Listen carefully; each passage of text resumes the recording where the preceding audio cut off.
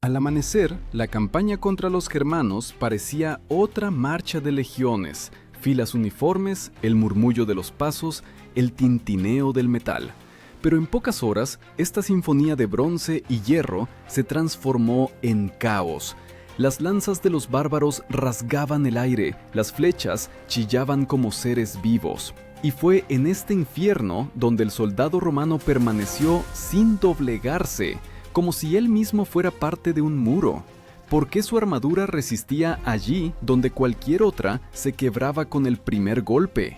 Los historiadores escribieron que la lorica segmentata, una armadura segmentada que se convirtió en símbolo de la disciplina romana, se menciona por primera vez a principios del siglo I de nuestra era. Sus placas de hierro se unían con correas y cierres, creando flexibilidad sin pérdida de protección.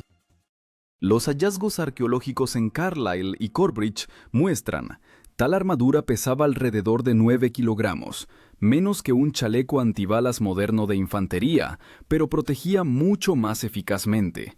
Esta armadura no era simplemente la vestimenta de un guerrero, era un escudo envuelto alrededor del cuerpo. Sus segmentos metálicos resonaban cuando los legionarios marchaban en formación, como si todo el ejército fuera un único ser vivo cubierto de acero. Desde lejos, la formación romana parecía una ola de metal en movimiento, capaz de absorber cualquier resistencia. Este tipo de protección se llamaba lorica, de la palabra latina lorica que significaba coraza. Existían diferentes tipos: la lorica jamata, una cota de malla de miles de anillos; la lorica squamata, una variante de escamas; y finalmente la lorica segmentata, la cumbre del ingenio de la antigüedad. Se ensamblaba a mano, ajustando cada placa al cuerpo de un soldado específico, como una armadura para un gladiador que no podía perder. Según diversas fuentes, esta armadura fue utilizada masivamente por primera vez en las legiones del emperador Augusto y más tarde en tiempos de Trajano, cuando Roma alcanzó los límites de su poder. Polibio escribió que la fuerza de Roma residía no solo en las armas, sino también en la habilidad para usarlas, y la lorica se convirtió en la herramienta que hizo de los guerreros dispersos un mecanismo unificado. Pero detrás de cada placa había un precio. El legionario no solo se ponía la armadura, se integraba en ella. Bajo las capas de metal, la piel se rozaba hasta sangrar. El sudor corría por el cuerpo en la armadura recalentada y los hombros zumbaban por el peso. Y aún así, cuando el primer golpe de lanza impactaba en el pecho, era precisamente ese dolor lo que salvaba la vida. Los segmentos de la lorica se unían de tal manera que el golpe de una espada se deslizaba por la superficie perdiendo fuerza. En esto residía la sencilla genialidad de los herreros romanos. La armadura no se resistía al golpe, sino que lo desviaba, como una ola que no rompe la piedra, sino que la rodea. El legionario, al recibir un golpe en el pecho, podía tambalearse, pero no caía. Su armadura amortiguaba la energía, como las modernas placas compuestas. Cuando los arqueólogos encontraron fragmentos de armaduras en las ruinas de Carnuntum, las huellas de deformación en el metal mostraron. Los golpes se infligieron con una fuerza que habría perforado una cota de malla común, pero la lorica resistió. Salvaba allí donde ni siquiera el escudo ayudaba. Miles de años después, los ingenieros intentaron una y otra vez repetir esta fórmula: ligereza, flexibilidad y protección. Pero la pregunta seguía siendo: ¿cómo los guerreros del mundo antiguo crearon algo que apenas podemos superar hoy? Y, quizás, la respuesta no está oculta en el hierro, sino en quién lo llevaba. Porque la armadura no es simplemente metal, es la voluntad que forjó su propia forma, y con cada paso bajo el sol, el legionario romano convertía esta voluntad en una armadura que podía soportar no solo el golpe de una lanza, sino también la historia misma.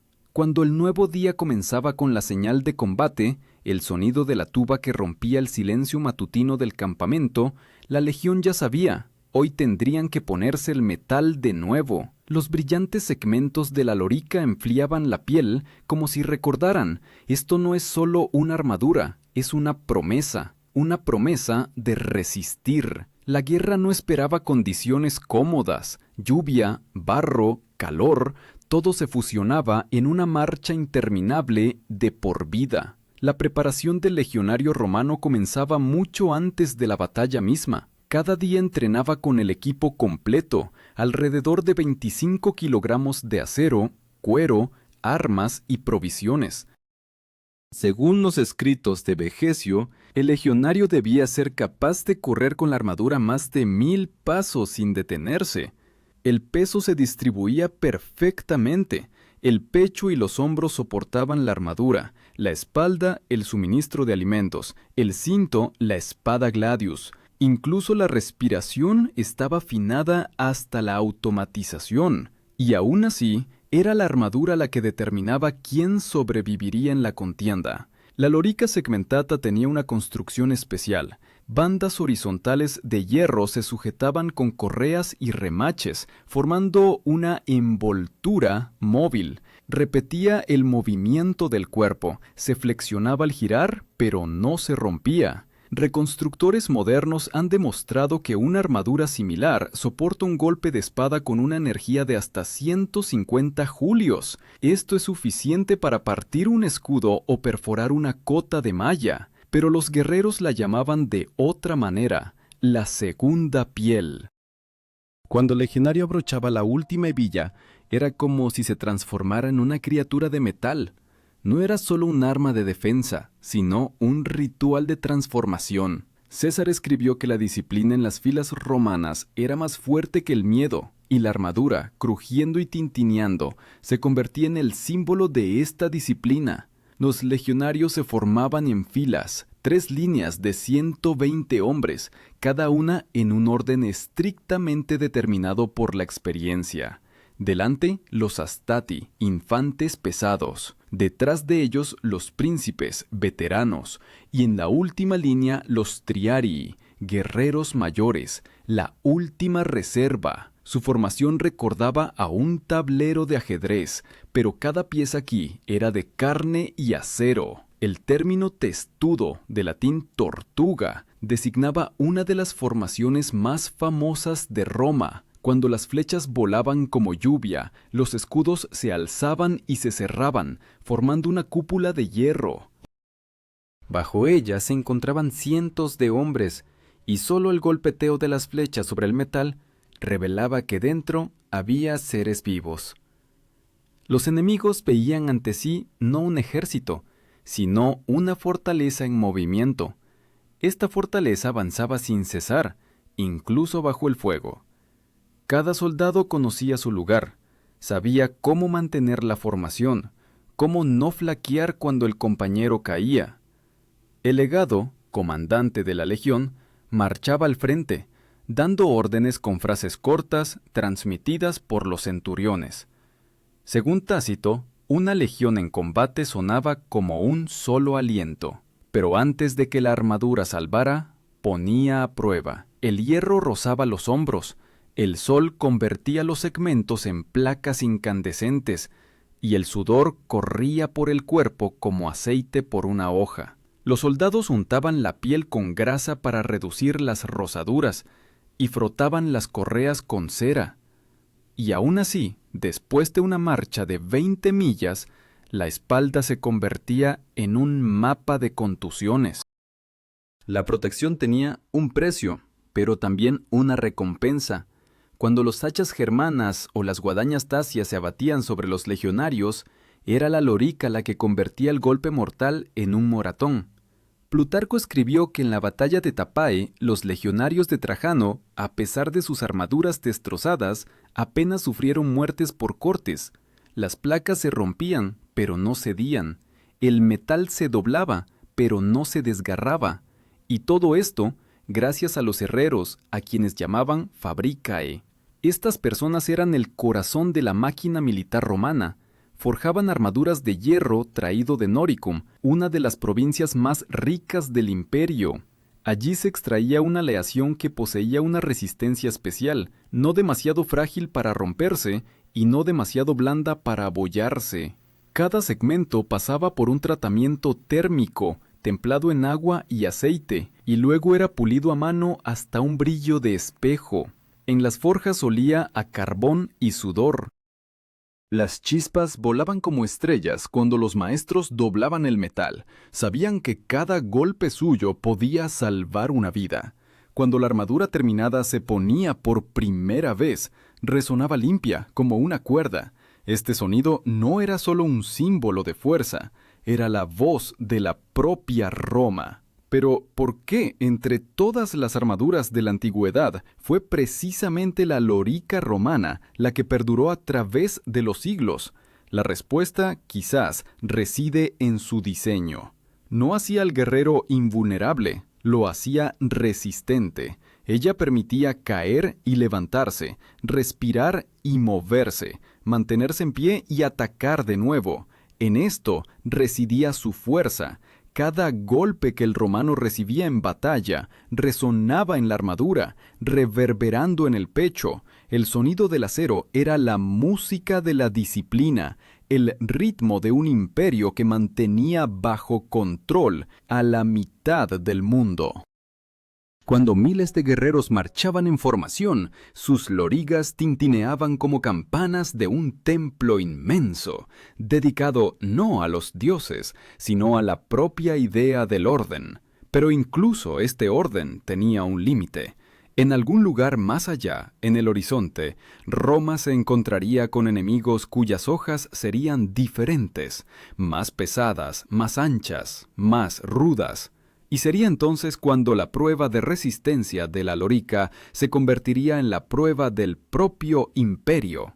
Mediodía sobre el Danubio. El sol golpeaba los ojos, el polvo se alzaba como un muro. La legión avanzaba hacia el cruce, donde, según los informes de inteligencia, se habían reunido destacamentos dacios. El aire vibraba con el calor y la tensión. Los guerreros guardaban silencio. Cada paso resonaba con el sonido del hierro. En ese momento, la armadura dejaba de ser simplemente una protección, se transformaba en el lenguaje sonoro de la guerra.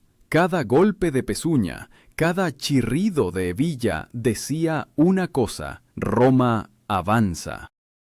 Según la descripción de Dion Casio, los dacios eran famosos por sus armas. Las falces, espadas curvas capaces de cortar escudos y perforar incluso la cota de malla. Fue precisamente contra ellos que la lorica segmentata sería puesta a prueba en combate, metal contra metal, disciplina contra furia. Los guerreros de Trajano sabían, hoy se enfrentarían a un enemigo que no temía morir, y precisamente eso lo hacía peligroso. El primer embate llegó como un trueno. Las falces descendieron desde arriba, rascando el aire. El sonido del golpe contra la armadura romana era similar al de un rayo contra una piedra. Las placas se doblaban, pero resistían. Los soldados sentían la vibración a través del pecho. La respiración se les cortaba, pero el cuerpo permanecía intacto. En esto residía el diseño de los ingenieros. La lorica no detenía la fuerza, la distribuía. Así como los cascos modernos amortiguan el impacto en toda la superficie, la armadura romana convertía el golpe mortal en un empuje sordo. Los dacios golpeaban una y otra vez. Sus gritos se fusionaban con el estruendo de los escudos, el silbido de las flechas. Bajo esta tempestad sonora, los legionarios mantenían la formación. El centurión, un oficial superior que comandaba 100 hombres, avanzaba por la línea, gritando órdenes cortas. Su voz, ronca por la arena y la sangre, sonaba como la voluntad misma. Según Tácito, los centuriones romanos se distinguían por morir de pie, no en la huida.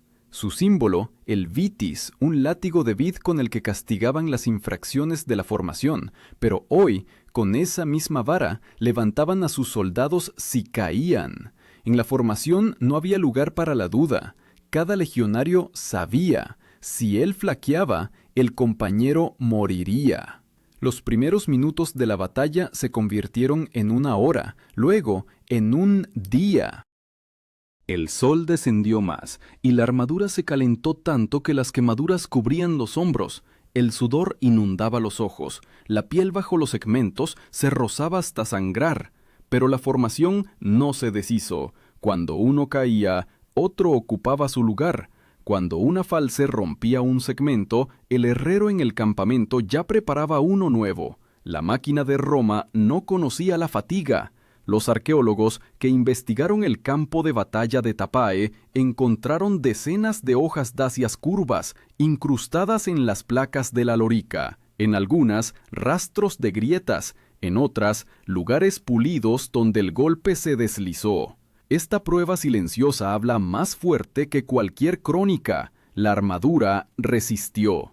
Los romanos se llamaban a sí mismos scutum et gladius, escudo y espada, pero ese día fue precisamente la armadura lo que mantuvo la línea. Sin ella, la formación se habría derrumbado bajo el asalto. Los guerreros de Trajano resistieron, y luego avanzaron, como un muro en movimiento.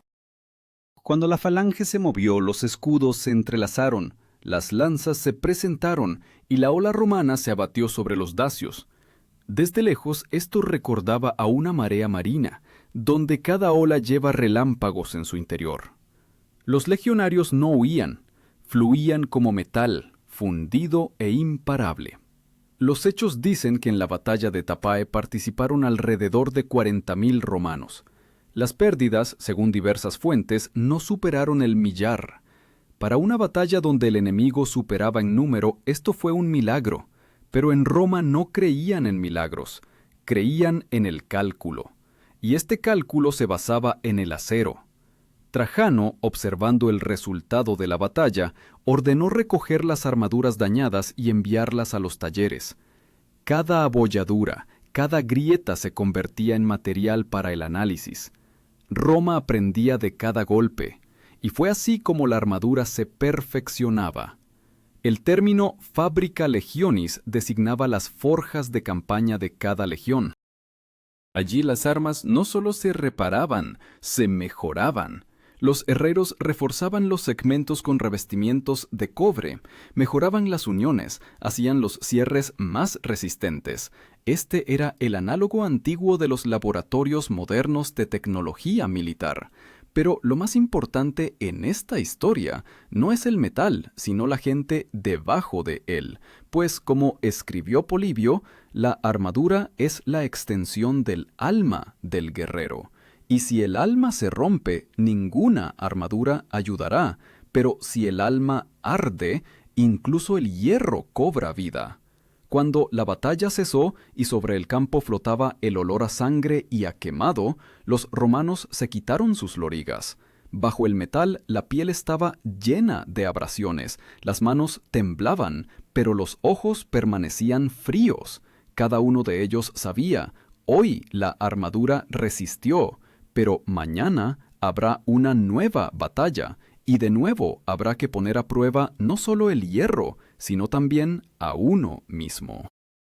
Porque la verdadera fuerza de la lorica no residía en su metal, sino en lo que hacía con el ser humano. Lo transformaba en parte de algo más grande que el miedo y el dolor, en parte de un imperio donde cada segmento era importante y cada golpe solo un sonido más del gran corazón romano. El crepúsculo caía sobre el campo de batalla cuando los legionarios comenzaron a desmantelar el campamento. Los romanos nunca dormían en un lugar sin fortificaciones. Cada tarde levantaban una empalizada, un foso y una estacada, incluso si sabían que partirían por la mañana. Extenuados, cubiertos de barro y sudor, no se quitaban la armadura hasta el último momento, hasta que se establecía la guardia, hasta que los centinelas tomaban sus posiciones. La armadura resonaba en la oscuridad como las cadenas de una bestia que no se permitía relajarse. Trajano sabía, la resistencia no era un arma menos importante que la espada. Una legión podía marchar hasta 30 kilómetros al día, llevando consigo todo: tiendas de campaña, herramientas, armas, provisiones. Según el historiador Vegesio, el soldado debe ser no solo valiente, sino también fuerte de cuerpo, pues el agotamiento mata más a menudo que el enemigo. La lorica era una prueba de resistencia no solo para el metal, sino también para el ser humano. Al amanecer, cuando el sol inundó de nuevo el campamento, los herreros ya reparaban las armaduras. En la fragua olía a carbón y sudor, las chispas golpeaban los rostros, el metal resonaba bajo los martillos. Sobre las placas calientes colocaban trapos húmedos. El vapor se elevaba en nubes, siseando como una serpiente. Los legionarios se sentaban cerca, observando cómo su lorica recuperaba su forma. Estas escenas, repetidas durante cientos de años, eran el corazón de la máquina militar romana. Cada guerrero veía cómo el hierro se doblaba, pero no se rompía, y creía que él tampoco se rompería.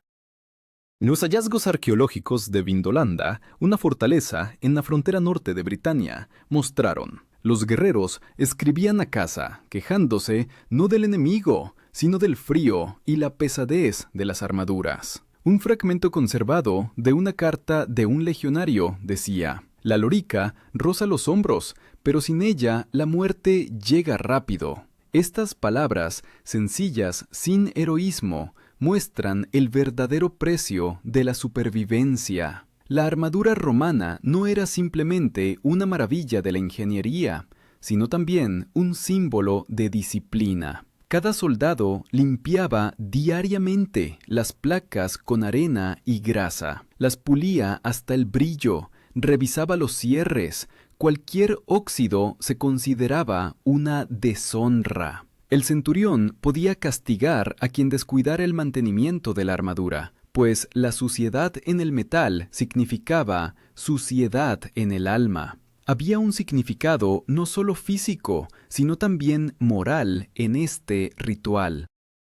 Cuando el legionario veía cómo su armadura brillaba bajo el sol, se sentía parte del imperio, parte de la grandeza, donde el orden y la fuerza se fusionaban en uno. Polibio escribió que el brillo exterior del ejército actuaba de manera intimidante sobre los enemigos, incluso antes del comienzo de la batalla. Para los bárbaros que desconocían tal unidad, el brillo del ejército romano parecía un reflejo de la luz celestial. Pero incluso una armadura perfecta no podía proteger de la fatiga. Después de la campaña en Dacia, miles de lorigas estaban desgastadas al límite. Algunos soldados reemplazaron los segmentos de hierro por otros de cuero, aligerando el peso. Así, apareció la lorica plumata, una rara variante con plumas metálicas cosidas que combinaba flexibilidad con brillo. Sin embargo, su costo era demasiado alto. Solo los comandantes podían permitírsela. Trajano, al regresar a Roma después de la victoria, ordenó erigir una columna en el foro, coronada con una estatua del emperador. En los bajorrelieves, tallados en espiral, se representaban escenas de esas mismas campañas: legionarios con lorigas, construyendo puentes, luchando, muriendo. Cada placa en estas figuras está esculpida con amor, como si los propios canteros supieran. La armadura se había convertido en parte del mito romano. Historiadores modernos como Adrian Goldsworthy señalan que la lorica segmentata no solo era cómoda, se convirtió en un símbolo de la profesionalidad del ejército, donde todo estaba calculado, cada detalle funcional, cada cierre en su lugar. En esto se reflejaba la propia idea de Roma: orden contra caos, razón contra furia.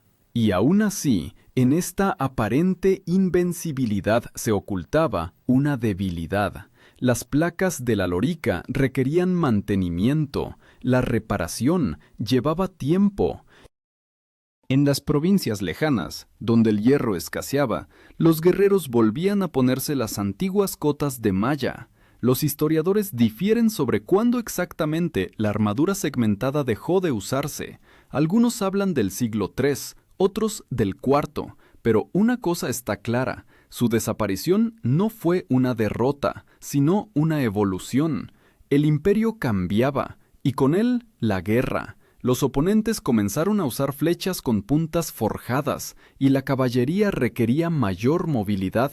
La facilidad de las victorias sobre los bárbaros fue reemplazada por largas guerras fronterizas, donde sobrevivía no el más fuerte, sino el más rápido. La lorica, una vez símbolo de poder, comenzó a ceder su lugar a nuevas formas de protección, pero en la memoria de los legionarios permaneció como un eterno referente. Para ellos, el sonido de los cierres, el crujido del metal, el brillo de los segmentos bajo el sol era la música de su juventud, una canción sobre un tiempo en que la armadura aún sostenía el mundo entero. Y cuando siglos después las ruinas de los viejos campamentos se cubrieron de hierba, en la tierra todavía se encontraban fragmentos de estas armaduras, oxidados, deformados, pero reconocibles. Guardaban silencio, pero en su silencio se oía el eco de los pasos, de aquellos que avanzaron hasta que el mundo se derrumbó a sus pies. Así, la armadura, que alguna vez protegió cuerpos, se convirtió en la protección de la memoria. Pero a Roma le esperaba la última prueba, no el golpe de una espada, sino el golpe del tiempo.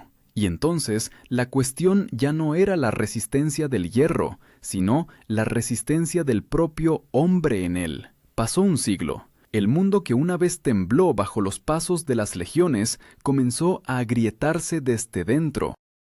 El imperio se extendía desde las islas británicas hasta los desiertos de Siria, pero la armadura de Roma, en sentido literal y figurado, comenzaba a oxidarse. El metal aún brillaba bajo el sol, pero la disciplina se desvanecía. Nuevos bárbaros, godos y sármatas venían de las llanuras del norte, armados con pesadas espadas y largas lanzas. Las viejas armaduras ya no eran impenetrables.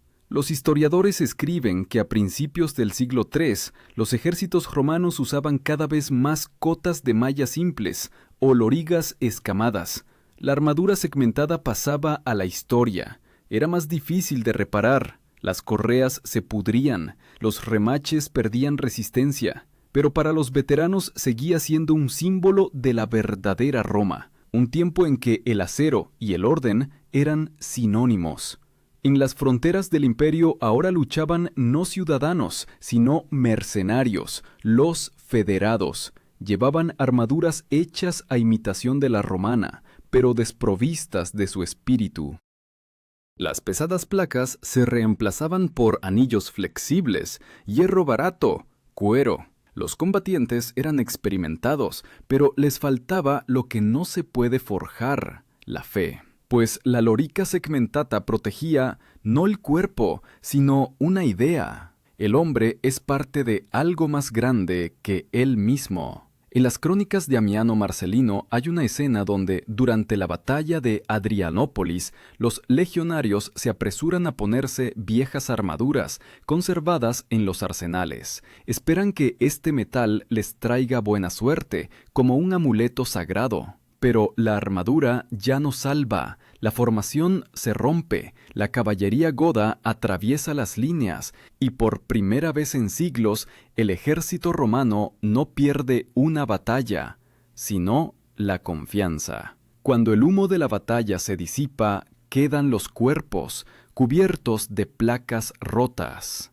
Los arqueólogos que investigaron esos campos encontraron restos de lorigas, con cortes de lanzas y abolladuras de hachas. El metal resistía los golpes, pero ahora no salvaba.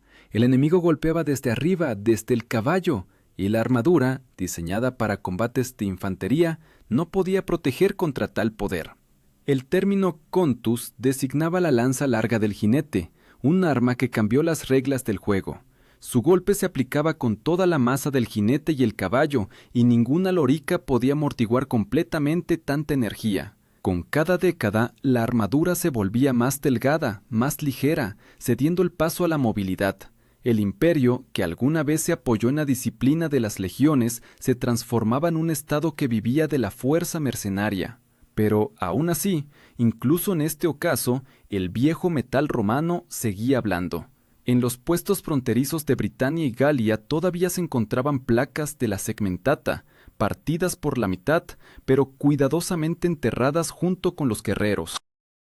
Quizás los enterraban no como personas, sino como símbolos, los últimos fragmentos de una era donde la armadura era igual al honor. Evidencias de Noricum, donde una vez se extraía el hierro romano, muestran que en los siglos tardíos la fundición se volvió más tosca y el control más débil. Los herreros ya no forjaban a mano cada segmento para un guerrero. La producción en masa destruyó la singularidad. Donde antes cada armadura era personal, ahora la armadura se convirtió simplemente en una cosa. Y una cosa desprovista de significado deja de ser una protección. Polibio escribió una vez que los romanos vencían no por número, sino por habilidad, pero en las últimas guerras esta habilidad se disolvía. El ejército, acostumbrado a una coordinación ideal, actuaba cada vez más de forma dispersa. Los centuriones, aquellos que mantenían la formación y el espíritu, desaparecieron como clase. Sin ellos, la armadura perdía su corazón. Pues incluso el acero más resistente no vale nada si no hay una mano que mantenga la línea. Sin embargo, incluso debilitada, la armadura romana seguía siendo una inspiración. Los bárbaros que saquearon Roma llevaban armaduras de botín como trofeos de fuerza. Copiaban la forma de la segmentata, sin comprender que su secreto no estaba en el metal, sino en el orden que mantenía unido ese metal. Los hallazgos arqueológicos en Rávena y Cartago muestran que incluso en el siglo V, algunos comandantes del Imperio Oriental seguían utilizando elementos segmentados en sus corazas. Creían que este estilo traía la bendición de la vieja Roma, como si el propio espíritu del imperio se escondiera en las curvas del hierro. Pero la historia es implacable. Después de la caída del Imperio Romano de Occidente, en el año 476, la lorica desapareció de los campos de batalla. Fue reemplazada por cotas de malla, corazas lamelares, petos de placas de los reyes bárbaros. Y aún así, cuando los arqueólogos modernos levantan de la tierra estos segmentos oxidados, incluso después de 1500 años, parecen vivos. El metal, que forjó el destino de un continente, como si aún recordara el calor de las manos, el sudor y la sangre de quienes lo llevaron. La lorica no murió, simplemente se volvió invisible. Pasó del acero a la memoria, de la memoria a la idea. Y hoy, cuando los ingenieros crean armaduras de Kevlar y titanio, repiten los mismos principios: distribución del impacto, flexibilidad, resistencia. Lo que los romanos idearon todavía vive en cada soldado sobre el que brilla una placa, pero la pregunta sigue siendo, si la armadura de Roma resistió bajo las hojas y el tiempo, ¿podrá el hombre, creado por ella, soportar la prueba de la caída del imperio? La respuesta a esta pregunta no comienza en el campo de batalla, sino en el silencio. Allí, donde el acero entra en contacto por primera vez con la piel, y el hombre decide qué será más fuerte, el metal o el corazón. El Imperio de Oriente, Bizancio, heredó no solo las leyes y los caminos de Roma, sino también su armadura. Aquí, en los mosaicos de Constantinopla, la lórica encontró una segunda vida. Ya no era la misma. Las placas se alargaron, se hicieron más pequeñas, formando corazas lamelares. Pero el principio se mantuvo: flexibilidad en el movimiento y dureza en el impacto. Los catafractos imperiales, caballería pesada, acorazada de pies a cabeza, se convirtieron en la nueva encarnación del viejo ideal. El hierro ahora protegía no solo al hombre, sino también al caballo. Pero junto con la maestría llegó también una nueva filosofía. Si los romanos forjaban la armadura por la fuerza, los bizantinos lo hacían por la supervivencia. El imperio vivía rodeado de enemigos, persas, árabes, eslavos, y cada placa ahora valía no por la gloria, sino por la continuación de la paz. Los maestros de Constantinopla crearon una escuela de arte militar, donde la armadura se convirtió no en un símbolo de conquista, sino en un escudo de civilización. En las crónicas bizantinas se conservan descripciones de cómo los catafractos iban a la batalla. Cuando el sol tocaba sus armaduras, escribió el cronista Esquilitzes, parecía como si un muro viviente de luz se moviera. Estas palabras, con el eco de la antigua Roma, muestran que incluso siglos después la armadura seguía portando la misma idea: orden, disciplina, grandeza. Pero el acero, como los imperios, no es eterno. Hacia el siglo XII, las armaduras bizantinas fueron reemplazadas por las armaduras de placas de los caballeros occidentales. Europa olvidó la palabra latina lorica, reemplazándola por la francesa armure, y aún así el significado no desapareció. Cualquier armadura, desde las cruzadas hasta las corazas napoleónicas, llevaba consigo la memoria genética de Roma. Hoy, los arqueólogos, al extraer de la tierra trozos de lorica, no ven simplemente metal, ven la huella de la voluntad humana que se negó a estar desnuda ante el caos. Porque la armadura no se trata del hierro, sino del miedo que el hombre pudo vencer, dotando al frío metal de significado. Y quizás sea precisamente por eso que la lorica no desapareció por completo. Vive en cada anhelo de protegerse no solo de la hoja, sino también del tiempo.